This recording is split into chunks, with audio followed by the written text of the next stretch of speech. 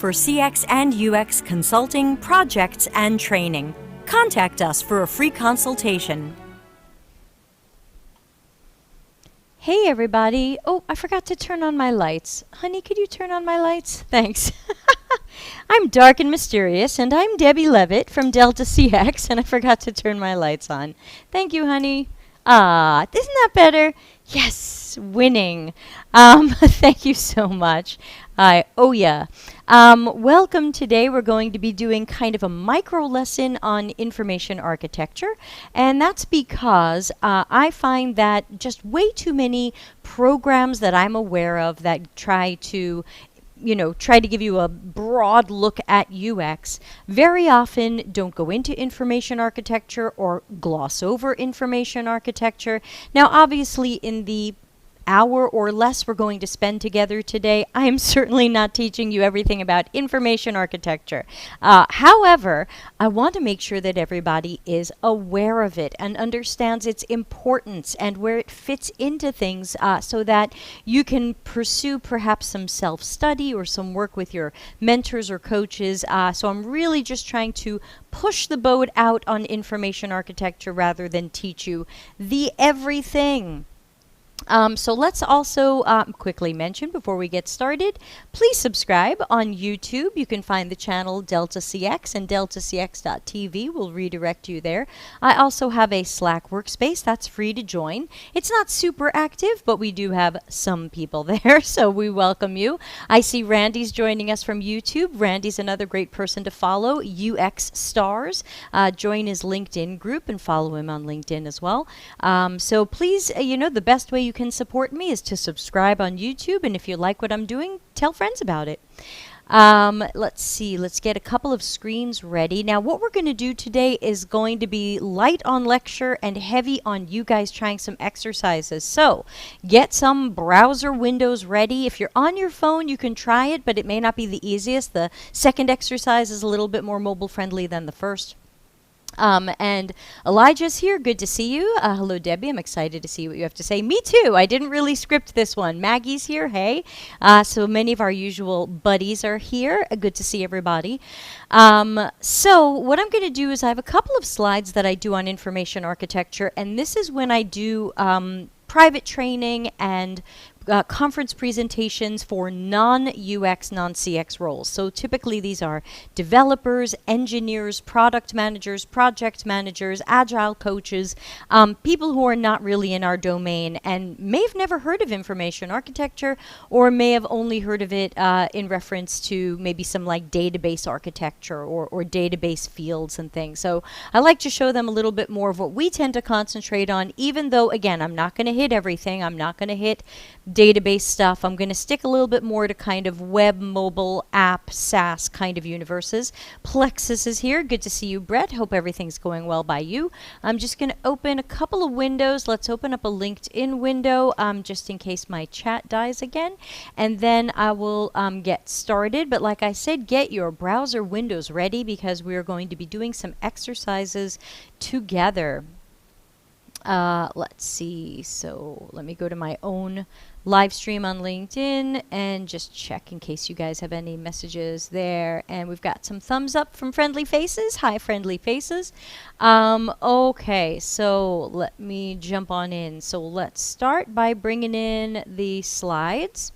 And again, these are the slides that I'm normally giving to engineers, so they're pretty overview-ish. So again, please do not battle me. Please do not send me hate mail. This is just going to be the short version of information architecture because for some of you, it may be more than you've been told so far. So what is information architecture? Well, generally, information architecture is all about organization. It's about taking a variety or set of things and figuring out ways to organize it. Sometimes this is like a hierarchic organization where there are things and sub-things. So anything that we do to organize information could be information architecture. I know people who are sometimes speaking at the IA conference sometimes have degrees in library science because they went to study ways that information can be organized, like organizing organizing books in a library. So it's a little bit of a cousin of that in some cases. The most important thing to tell you about organization is many of us who work in CX or UX or want to get into it, we feel like, hey, I'm pretty organized. I'm good at organization. And what ends up happening is at some of our schools or programs, we get the building blocks level. Remember this from the other day, episode, what was it, 56? Remember that something at the building blocks level means we're just learning tools and tasks, but we really don't understand the hows and the whys. We're not really doing them with good technique. And that's that middle level, science and technique. So these are our phases of proficiency as per me. So this is my model. So I find very often at schools and boot camps, when it comes to information architecture, they're saying, now make a sitemap. And you might be guessing at it. Well, that's a building block, but it really wasn't approached with good depth, quality, science, or technique. So I'm going to show you how a little bit today on how we can add more of that technique, even though, again, this is not going to be everything you could possibly know about information architecture. So keep in mind, we're going to talk a little bit about on the building blocks level and a little bit on the science and technique level. Zoom. All right, so back to controlling the slides. So typically, this is what I show my non-UX roles, and I say information architecture is a whole branch of UX. For some people, that's most or all of their job. They specialize in it. I know it's not as common anymore. Very often now it's kind of blended into an interaction design job or something like that, but some people do separate them out. And again, this has to do with the hierarchy, the taxonomy of information, and very often this in UX has to do with our website navigation, so how our menus or submenus are structured. This could be website, app, SaaS, systems. So typically the information architecture is how are we going to organize these menus and help people get around, because we want to make sure that people can easily find what they're looking for with the least thinking and the least amount of steps. So again, the most important aspect of information architecture is having the good research from customers and users, whether they're potential customers, archetypal customers, real users, possible users. If we do not incorporate them into the process, guess what we're doing? We're trying to do UX without the U. So it's really important to make sure that some sort of user or customer is involved in your information architecture process, because we don't want to live at the building block level where we just guess at sitemaps, where we guess at user flows. I've seen people make user flows, and my question was, did you know that that's the, is that the flow based on interviewing people, and learning what they need and then building the best thing possible? Or did we guess? Or what is this? So again, the core of all of UX, but certainly information architecture, isn't we guess at menus. It's we know stuff because we did proper research. So it all goes back to research. Do junk research and you're setting yourself up for a junk project. I also love to show this screen. I know it's a little hard to read on some screens, but this is an old screenshot from Yelp. So imagine we've searched for restaurants. We were offered this list of additional categories of restaurants. Now we're in information architecture land, except this is an information architecture nightmare for three main reasons. Number one, if these are subcategories or categories of restaurants, and they're not in any particular order, they're not even alphabetical. Can you find gluten-free or vegetarian? It's hard. You would have to skim the whole list until you find what you wanted. You'll often hear people say heavy cognitive load. We've really made people think. We've made them do work. We gave them an errand to run. That's not good. That summons the 4 horsemen of bad CX, my registered trademark. So this means a lot of thinking and work for customers who generally don't like thinking and work. The second thing wrong with this is, why is restaurants a subcategory of restaurants? Why is food a subcategory when I imagine most, if not all, restaurants serve food? Why is shopping on this list? And what does that mean? Remember, elements have to be meaningful to our users and customers. That is the core of information architecture. It's got to be meaningful to other people. Doesn't have to make sense to you. It's got to make sense to them. Number 3, another problem here is this is a flat hierarchy. Well, it's no hierarchy, it's just a flat list. What if it were a hierarchy with categories and subcategories that were more logical, more organized, more meaningful? So, imagine you have bars, but then you might have beer, wine, juice bars. You could also have pubs, lounges, cocktail bars. Now, that's not the only way to organize this, but it's one way. And we would then want to, of course, research and test to make sure we're going in the right direction with our hierarchy, our sitemap. So remember, those of you learning CX and UX, sitemaps are not guessed at. In our best case scenario, we've got research and testing we can do, and we're going to do that together today. You're going to be the participants, and I'm going to be the facilitator.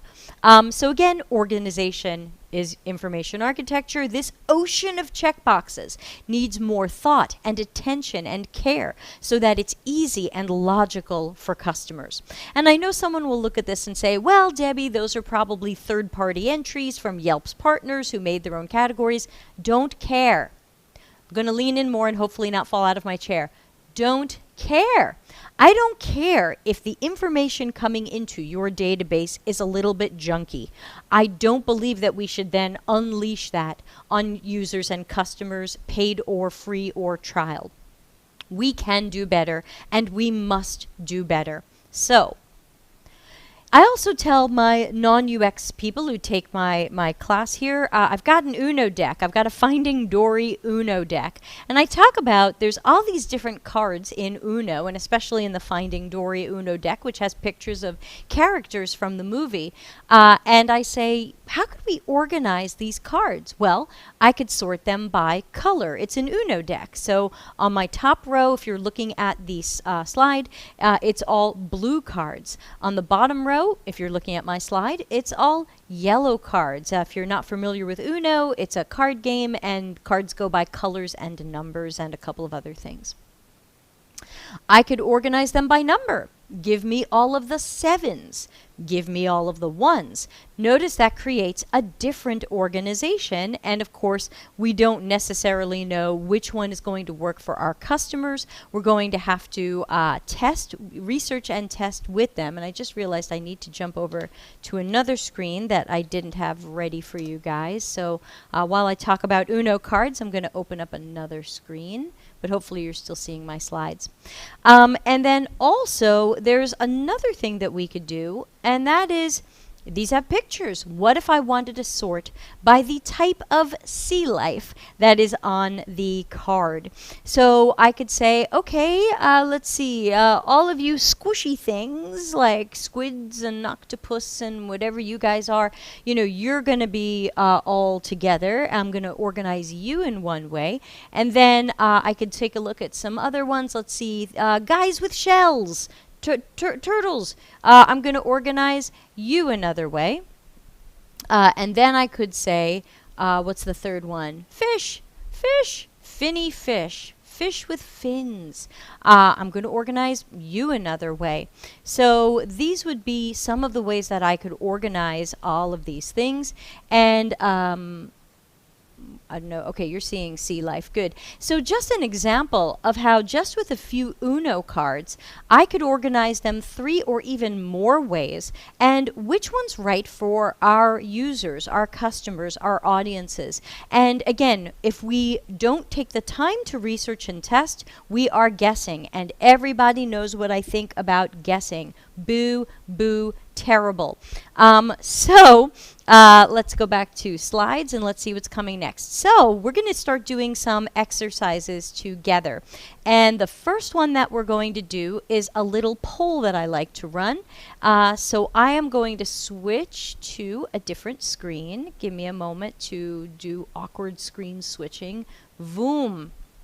Okay, so I want everybody in your phone or in your browser, not in this window, open a new window, go to menti.com, MENTI.com, and use the code 1388 830.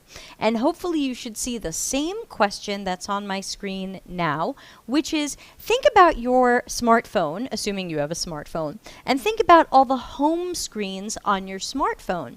Did you arrange your apps into folders, or do you just have an ocean of apps that aren't in folders? So let's see some people voting, and I have to remember that the people that are on LinkedIn are usually a good 2 minutes behind us, so we're going to let this poll run a little bit longer than usual just so people on LinkedIn can hear me saying this and can put in their votes. Now, since I'm sharing this screen right now, just note I'm not seeing any questions or comments because this is I'm sharing the screen that where I normally look at your comments and questions.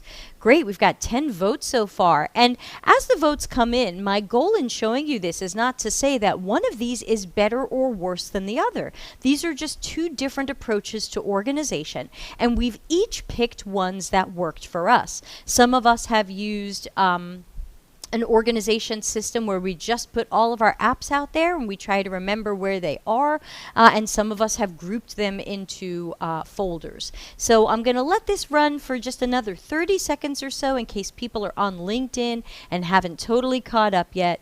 And let them vote a little bit as well, and then I will move to the next poll. So stay in this interface, because when I switch to the next poll, it should switch for you as well, and there's going to be a follow-up question. So let's see, this might be all of the votes we're getting for now, but it's great. Look, it's almost 50-50. Okay, it's 38-63, and so we can see there's obviously no one right way to go. People really want both options. Somebody's got a question. I'm not even going to look. Let's see if I can go to the... Okay, here's the next poll. What is your app icon sort order? So you can choose all that apply. So again, thinking about your home screens, whether you've got stuff all over your screens, individual apps, or whether you've grouped them into folders, how do you sort your apps? Are they sorted alphabetically? Are they sorted by color? Here's all my green app icons. Here's all my red ones. Are they sorted by function? I'll put ones together by what they do. How about how often you use it? I'm going to put my most often used apps on this screen, and I'll use less commonly used apps over here. And what about some other sort order that I didn't include? And sometimes people will say, oh, I'm using a combination of these. Now, you can vote for more than one, but as you can see, most of us are sorting by the app function or the frequency of use. But it's another great reminder, even though it's a survey and we could say it's flawed, but it's a great reminder that there's no one true way. There are so many ways that we think about our apps, our organization, how we want to use our phones more efficiently. So there's no one right way. So how do we create a great information architecture for whatever we're working on? Someone said alphabetical, or a couple people. Thank you there. I physically arranged them on my screen by theme. Okay, I would probably call that maybe by function. So function or theme, I could see how they're different, or you might imagine they're the same. So I could see what you might answer other.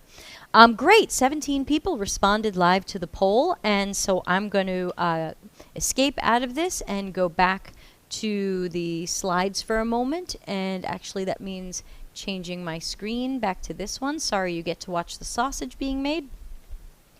Okay, great voting, everybody. And again, you can see there's no one true obvious way. So how would we make the menus, the system, the structure, the sitemap that's going to work for as many of our customers as possible?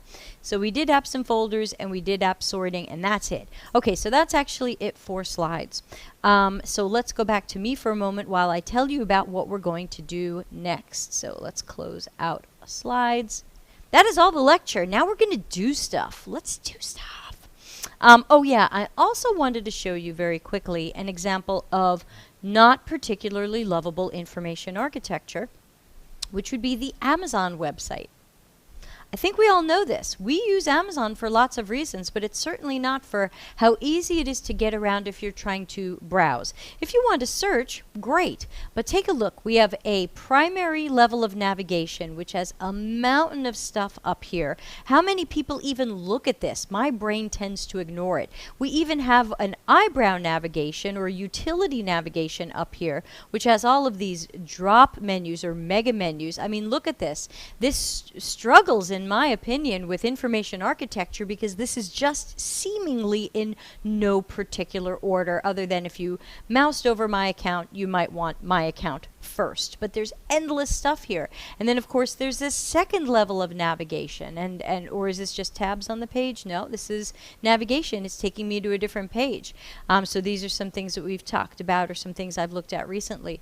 So we can see Amazon as an example of kind of difficult information architecture where either someone just said throw everything there or they said add more, add more, add more, and it just got out of control. Let me go back to the chat. Here's the chat.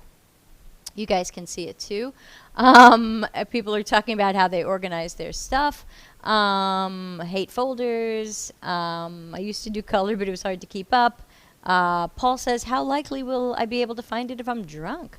Yeah, we really avoid using the Amazon navigation because in so many ways, it's not our friend. Let me resize my screen while I'm talking.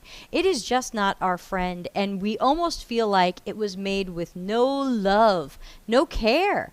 So let's see, that way I can keep the comments open and also have the browser window open. There we go. So you'll be watching the comments as well. So now what I want to do with everybody here is let's talk about a card sort. And I know some of you have heard of card sorts and maybe some of you have done them, but I'm going to talk about them and we're going to do one. So what is a card sort? A card sort is where you can take physical cards, or in our case, virtual ones here on the interwebs, and we are going to have our participants sort them into logical groupings. So if you have a difficult hierarchy like Amazon, you can bring in participants who match your archetypes or personas or customers and have them group these things so we can see how the menu structures, the categories and the subcategories and things like this would Randy, you've pasted something, and I have to admit I don't get it. It looks like a bunch of keywords. The idea of the card sort is, I don't want to guess at this. Let's get into the heads and try to examine some of the mental models that our users and customers or potential users and customers have when dealing with this particular thing. Now, I want you guys to take this card sort, but I got to flip back to, you got to watch the sausage being made for a moment. I want to send you guys, not there, wrong one, here. There we go. So join me for, if you will, deltacx.link/IACS, all lowercase. This should redirect you to actually be a participant in the card sort. And what I've done is I've taken a whole bunch of the navigational elements that we find around the LinkedIn website, which is where most of you know me from. So the LinkedIn website, as you've probably noticed, it's really got poor information architecture. There's some links at the top, there's some stuff down the side, there's some stuff that sometimes you don't see until you get to that page. It's really bizarre. So I've gone in and I've created a card sort, excuse me, based on what's actually what's all over the LinkedIn website to kind of ask you and ask me, could we reorganize the LinkedIn navigation system in a better way so that people had an easier time getting around to different things and different places? Is the redirect working? Are people getting to this? Is anyone trying? Boyfriend? It's not working. Is it working? Not working. Someone says not working. All right. Let's take a quick look. Let me see. deltacx.link/IACS. Not working. All right, let's go to my URL shortener and do a little tune-up behind the scenes. Oh, great. Now I have to log in. All right, let's see. Why didn't that work? This is with the home of my URL shortener, deltacx.link. Where did I get this wrong? deltacx.link/IACS. Copy. Paste. Not happy. Okay. Okay, so what I'll do is I will grab these links and I will just paste them into the chat room so that you guys can just follow it directly from there, because as you can see, these are long, ugly links, which is why I've got the URL shortener. Oh, someone says, oh, someone's pasting it for me. Thank you. Sorry about that. Let me type it into YouTube for those of you who are there. Okay, sorry about that. Starts with a space and it's... Oh, I put a colon after the... Oh boy. Sorry everybody. Bad multitasking. And I'll make sure that I paste the next one in as well. So hopefully everybody can get there now and is starting to fill out the card sort. And again, the idea of a card sort is that we ask our participants to take the different elements that we're trying to organize, and we have you organize them. You, the target audience, the people who match our personas, the intended victims. So that way, I'm not guessing how you think. I get to see how you think based on how you organize these. So I'm going to kind of just yap a little bit while you guys do this, because this will take you a few minutes. Thank you, Matt. So this is what's called an open card sort, and that means you get to build your own categories. So the categories Paul builds might be different than the categories Monique creates, might be different than the categories Kirsten makes. It says Kirsten, I think, and Elijah and Maggie and boyfriend who's secretly here. You guys might all make different categories and groupings, and that's okay, because then that gives me a giant landscape from which to try to interpret what's going on here. So again, you know, the interpretation is moving up in our proficiency universe to the... Oh, let me get the link off the screen since it was a dud. Go away, Link. You are bad. Boo. So we want to move up in proficiency to not just say, I ran a card sort, I did a card sort. It's really important to take a look at how we planned the card sort, who we got to do the card sort. Now here I just gave it to all of you, but you should target real customers or potential customers. Kirsten, I said it right. I don't have my glasses on, but I can see. Syed, don't follow the link on the screen, follow the link in the chat. I'll go paste that again over on LinkedIn, so please excuse me, guys, as I flip around. LinkedIn, paste it. Oh, it's got a weird, sorry, it's got a weird space in it, so sorry. Card sort. So again, this is going to take a little while.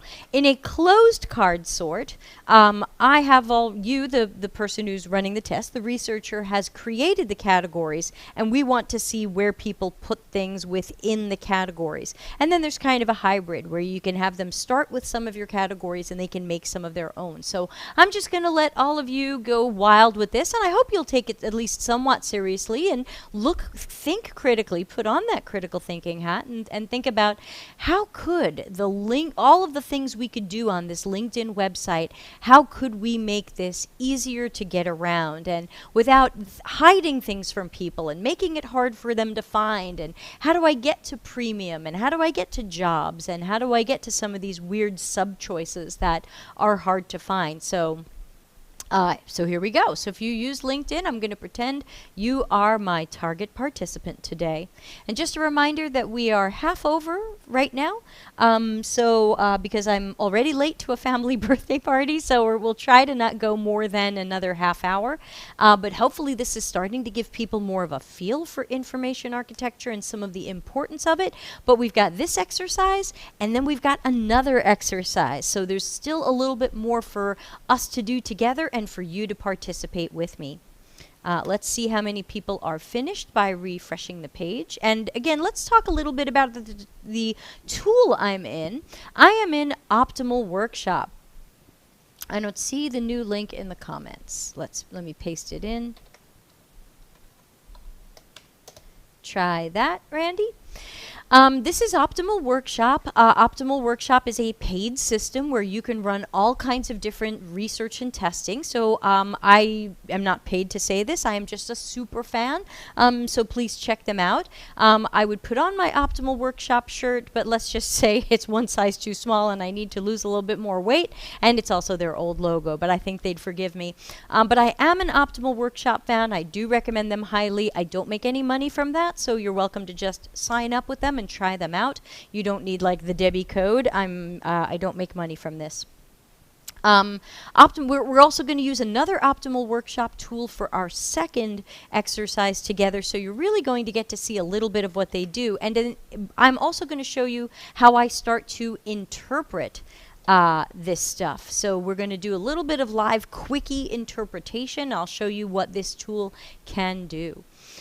All right, 2 people have finished, and we've got 18 more working on it. So I'm going to give you guys a few more minutes. I know this was not easy, and I do want you to try to take it seriously. And of course, ask any questions that come up. Now, again, as a remote testing tool, or as I guess you'd call it an unmoderated tool. If someone had questions, you wouldn't be able to answer them. So hopefully you don't have questions. But I'm saying if you as a UX practitioner have questions about the card sort, please do ask. I would like to help everybody I can. So again, a card sort can be run with actual physical cards, and you can sit with someone and watch how they organize things. You can do it in this more unmoderated way with an online tool. Optimal Workshop's not the only way. It just happens to be my favorite way. So that's a little bit about that. And again, we are trying to figure out better information architecture for LinkedIn. Let's do some more refreshing and see how many people are done. When at least half of you are done, I'll start talking about the types of results that I see. Someone from Norway. Hello, Norway. Canada, I assume, is Brett, and US is lots of other people. So hi, everybody, from wherever you are today.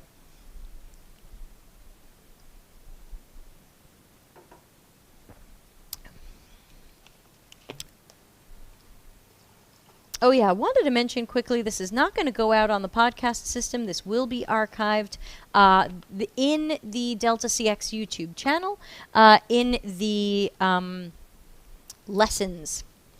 I think I have a playlist called CX, UX, and Prototyping Lessons. This will end up there. So check that out, or send it to a buddy. Show it to your boss. Brett, now on LinkedIn. I'm here with my UX team member, Julia. Yay. Hi, Brett and Julia. Good to meet you. Or, Brett, I kind of know you. Julia, you're new to me. Welcome. I hope you will sit in on the podcast. It's always good when you guys show up. We've got lots of people today. I've got 17 people in YouTube, and I've got 9 in LinkedIn. So this is a wonderful turnout today. Thank you so much. Let's see, we've got 5 out of 21 people done. I really want to see at least 10 of you done. Now, of course, in real life, I would not try to interpret results until everybody were done. Hi, Julia. But here, of course, just to save time, I'm going to wait till at least half of you are done, though you're welcome to keep going. And you'll also notice that when you started this test, I had a question.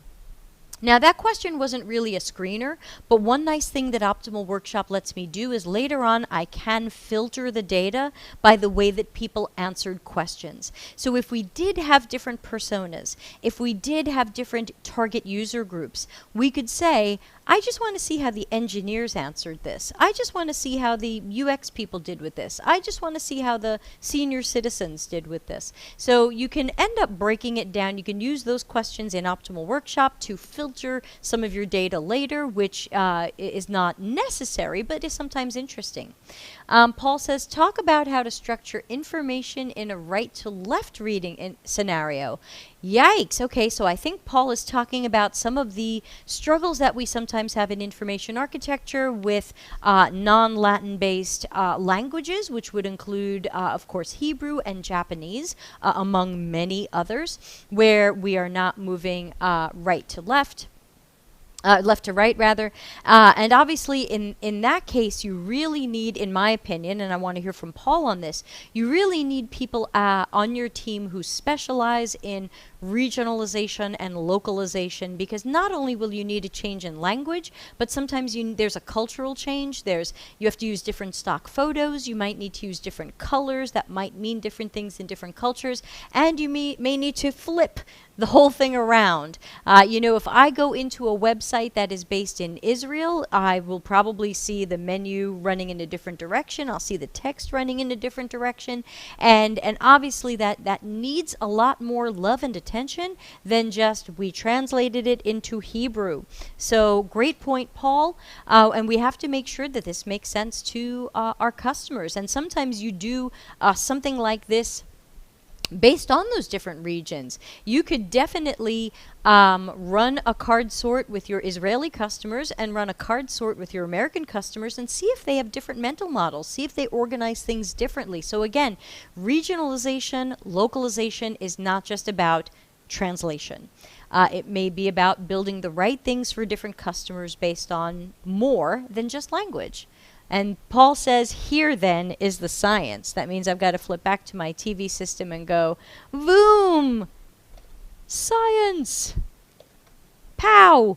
Okay, you're watching the sausage being made. All right, we've got a bunch of people who are done. If you're not done, you're welcome to still keep working on it. But I'm going to start showing you what Optimal Workshop shows me so that you can see some of how you might start to interpret what are we going to do to make a better navigational system or information architecture for LinkedIn?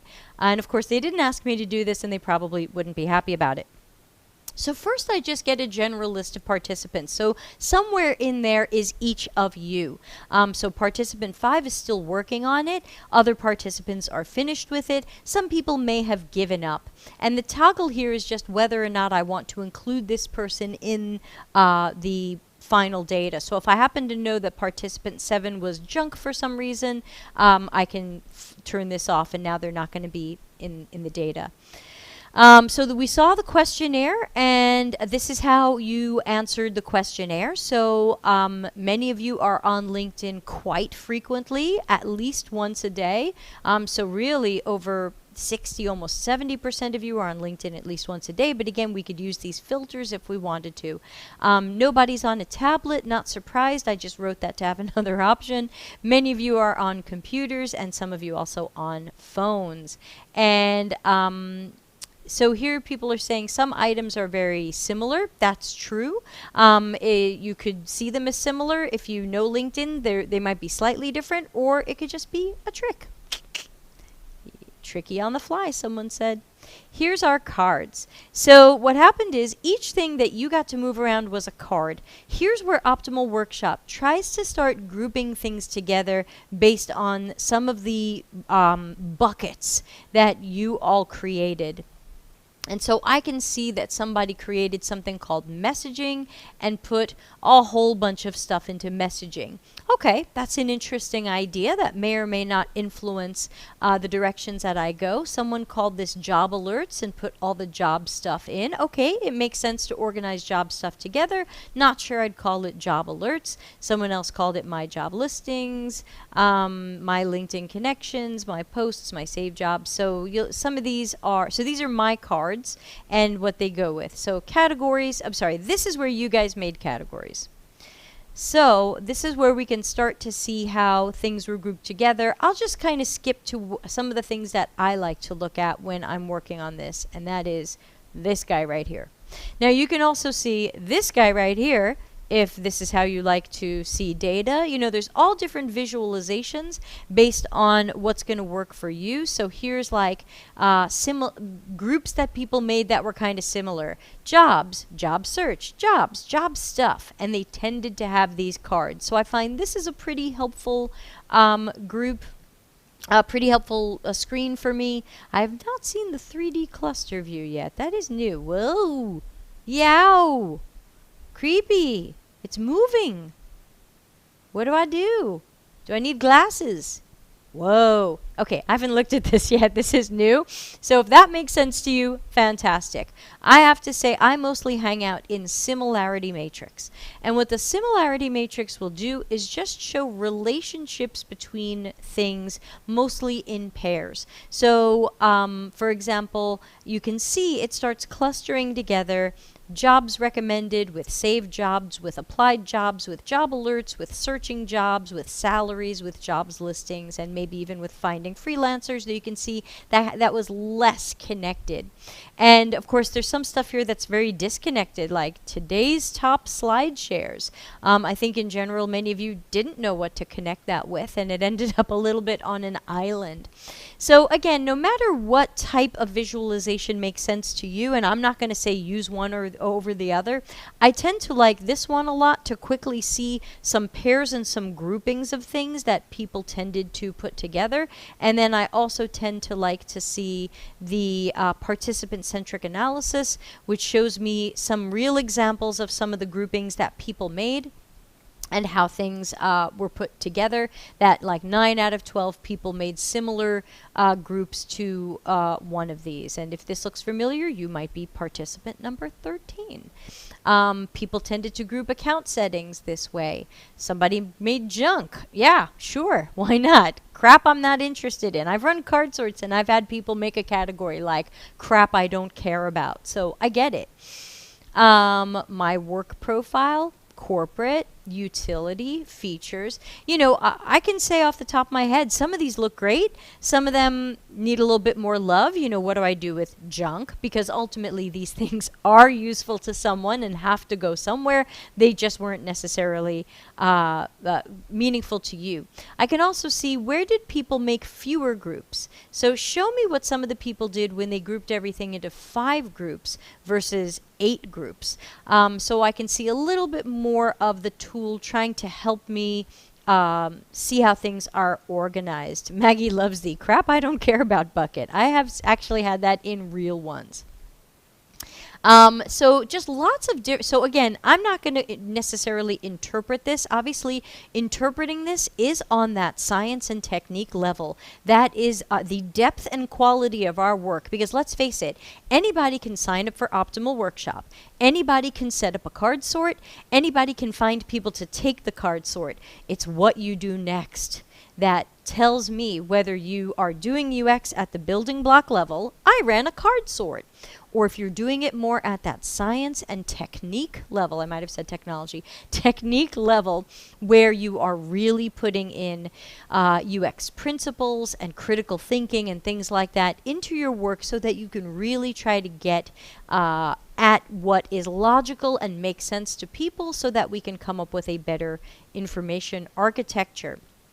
So, armed with that, I'm going to move on to the next thing, because we only have about 20 minutes left. If you have any card sort questions, please put them in the chat. I know LinkedIn people are sometimes 2 minutes behind where I am, but I promise even if you ask a card sort question late, I will still answer it. Now let me jump back into here and let's get the URL for our next thing we're going to do together. And this is the exact tree test that I give when I am teaching the non-UX people, like in my private corporate training and things like that. So I'm going to paste this into the chat room so you guys can do a tree test. And while you work on it, I'm going to tell you what the heck it is, because it might be new to you and I want you to know what you're doing.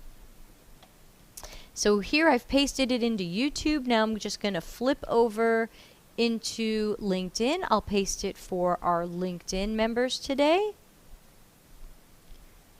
Paste. Okay, try that.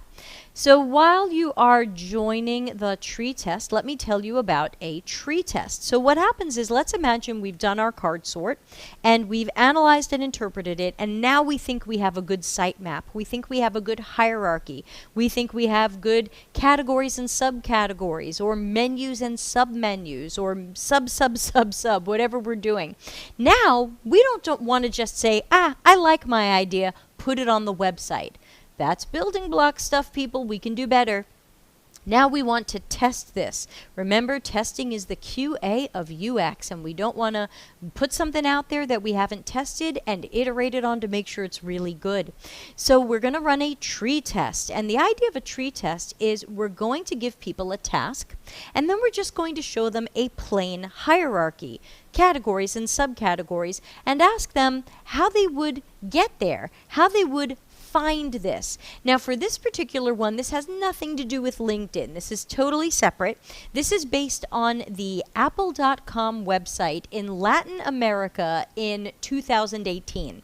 So of course, it's not the American apple.com site, it's not the Norwegian one, it's not the current apple.com website. This was the apple.com website 2 years ago. So the information architecture is real. These are some of the real top-level navigation. So I started with the top-level navigation that was on the page, and then I went to the sitemap, and I looked at Apple's sitemap, and I just copied, okay, top-level, subpage, subpage, subpage, sub-subpage, things like that. So I just reproduced the Apple hierarchy. So if you are doing a test, you would reproduce the sitemap or hierarchy that you've created for your website, app, system, SaaS, whatever it is.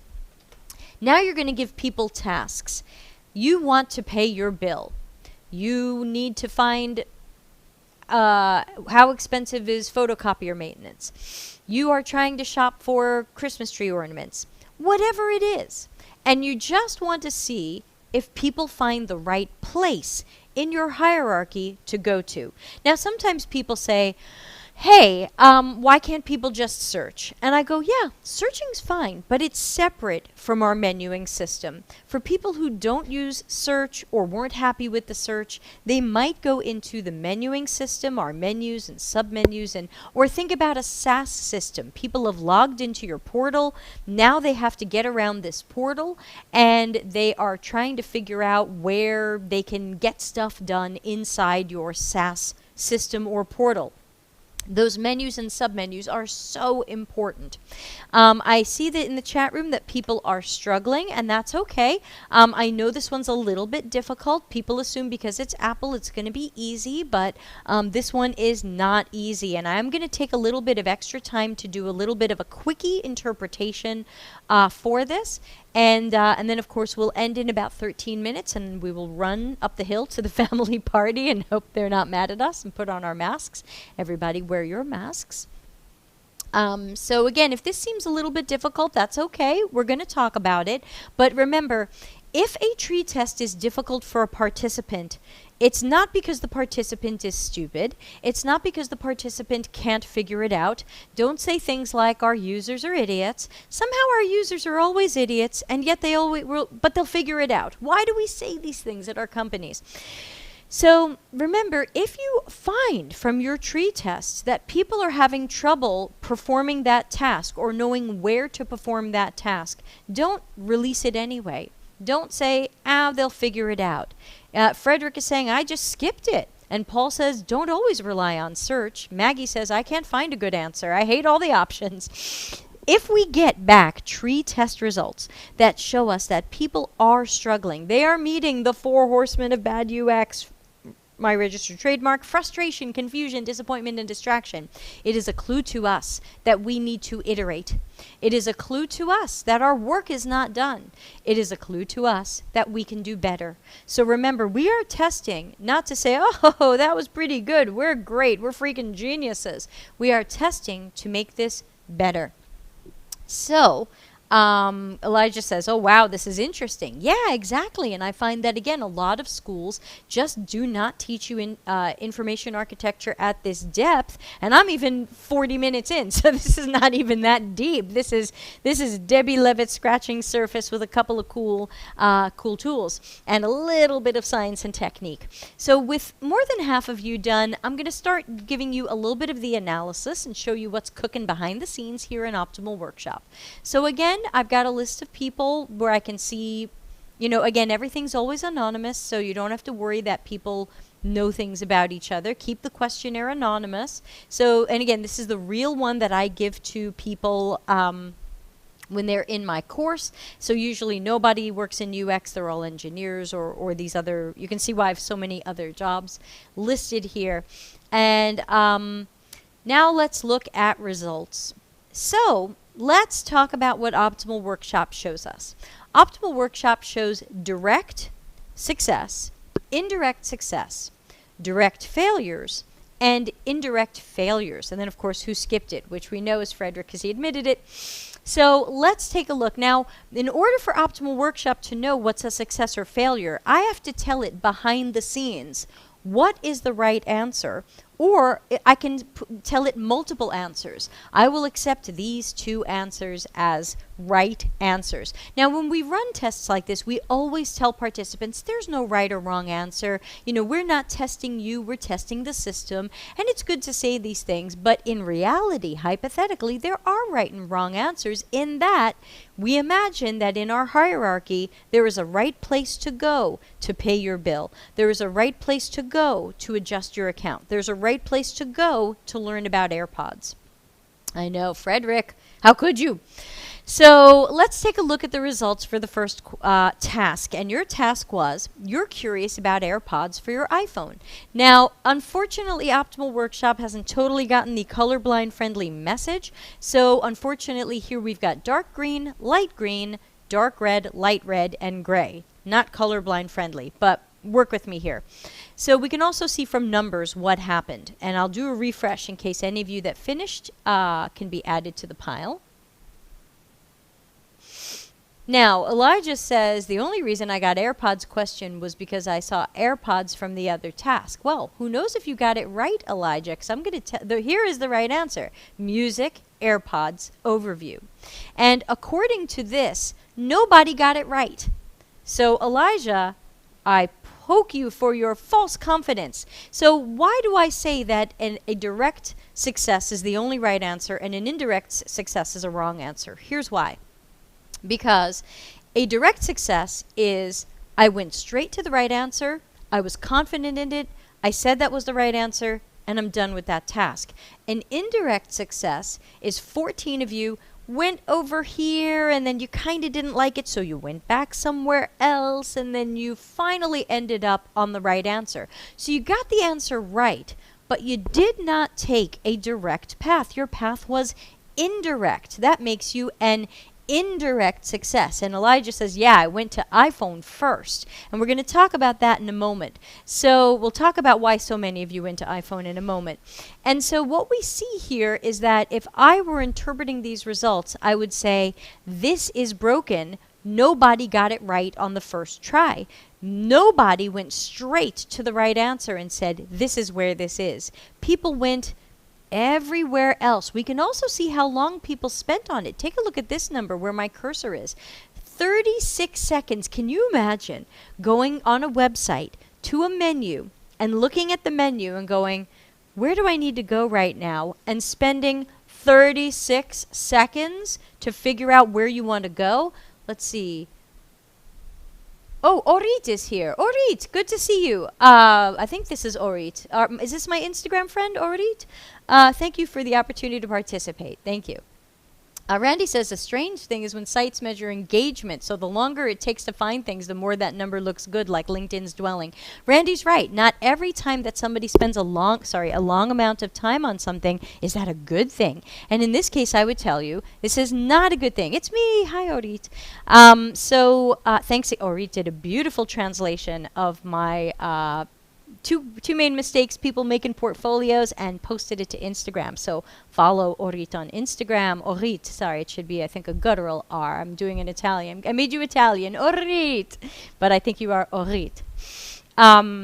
Kids, it took you 36 seconds to find a place in a menu. You didn't even do your task. The 4 horsemen of bad UX have shown up and trampled and stampeded you. You guys must be furious.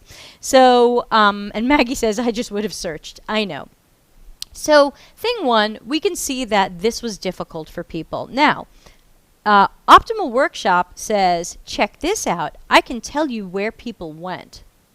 Now, again, I don't know why people did things because this is an unmoderated test and I didn't get to speak to any of you. But I can see where you went. So you went from home. Now, again, this is color-based, and that's bad because if you're colorblind, this isn't for you, and they haven't changed it yet. But the idea is people started from home. And here, the green, if you can see green, is people following the right path. So people who went to music and then AirPods and then overview. People who went the wrong path went in all kinds of other directions. You all really explored all kinds of places. The blue means you turned around and went back. The red means you're going in the wrong path. The yellow is what you chose as the correct answer. So I can see some of you gave up when you picked product red and you picked online support. So I can tell that these are I give up. So take a look at this. Now take a look. How many people went straight to music?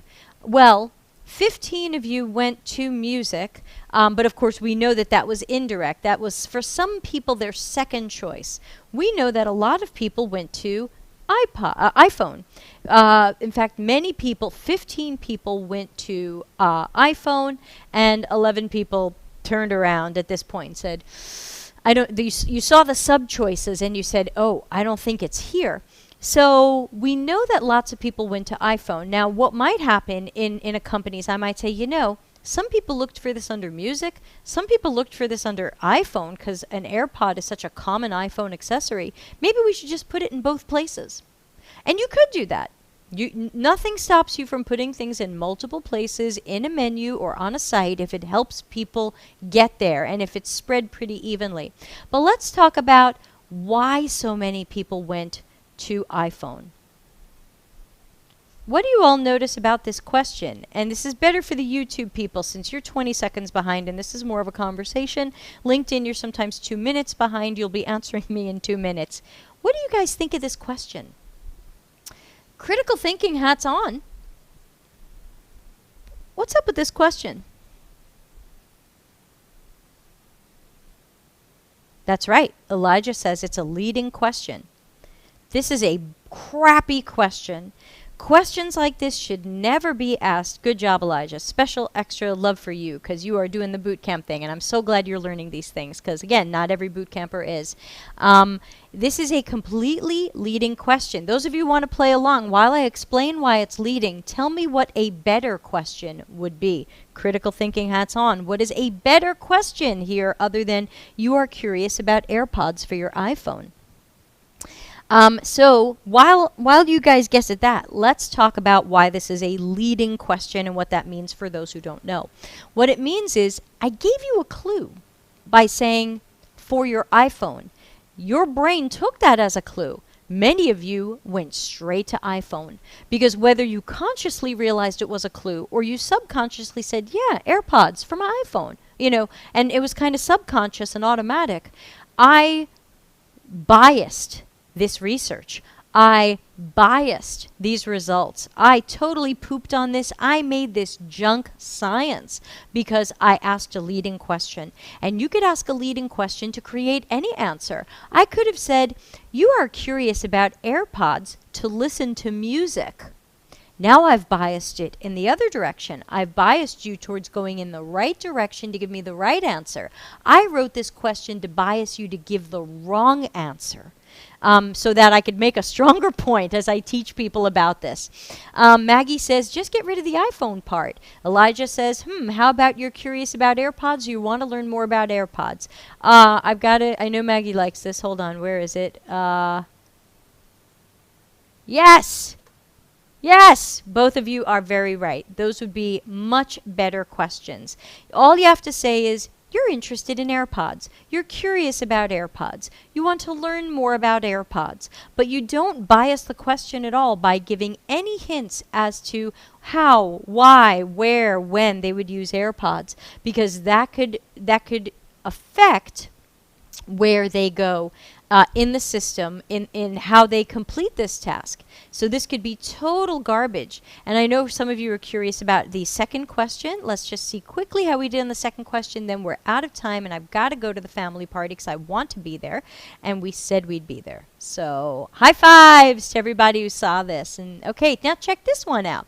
You play guitar and sing. You're looking for Apple's Logic Pro music recording software. Again, this was from 2018, so this might not be the Apple site today. Randy says, how curious are you about iPods? Me, 0, but that's not the question.